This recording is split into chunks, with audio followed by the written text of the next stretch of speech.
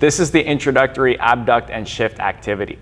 What we're going to do first is ensure we're in an optimal setup position, because that is going to dictate the success of this exercise. So we want to have some object. It could be a little stool, it could be a little small bench, it could even potentially be a foam roller if you really need it to be, but something that is around the height of the level of our hip is going to be ideal here. Maybe a tiny bit higher or lower depending on what's comfortable for you individually.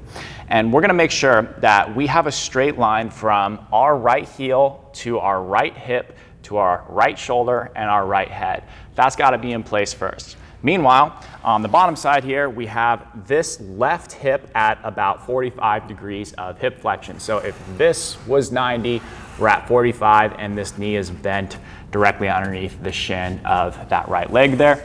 And we also have a pillow underneath the low ribs of this down side right here.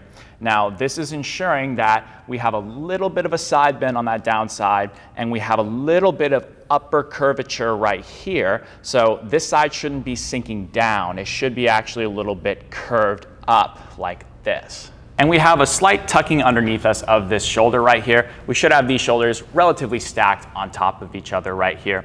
And something supporting the head, whether that be a pillow or a yoga block, whatever works, as long as your cervical spine is neutral and you're not kind of cranked to one direction or the other.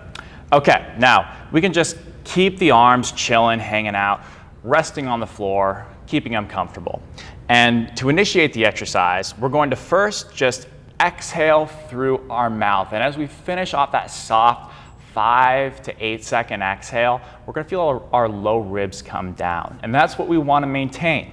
Now, we're going to turn our zipper towards the downside leg right there, which is going to end up having us in this position where our pelvis and hips are completely parallel with that wall ahead of us. So our top hip shouldn't be rolled back like this. The zipper should be rolled slightly forward.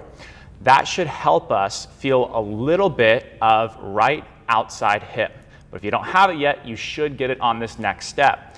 You're going to, maintaining that straight line from the right heel to the right head, reach that right foot slightly away from you.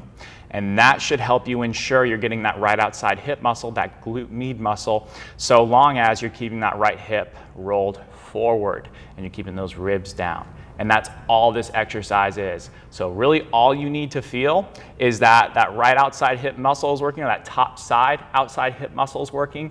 You're maintaining a little bit of that side bend on the left side, and your low back and neck are relaxed. You're just gonna take chill, easy breaths in through the nose, out through the mouth in that position about 5 times.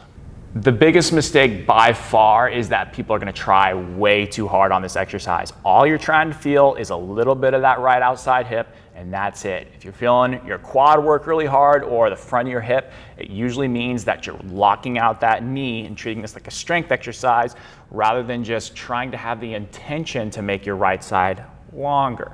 And as you do that, you may feel like you get a little bit more curvature right here on this top side and a little bit of engagement of your side abs on the downside, and that would be okay. It's just keep the intention to be chill. About 2 to 3 out of 10 effort is all we need here. And also make sure that your neck and low back are completely relaxed.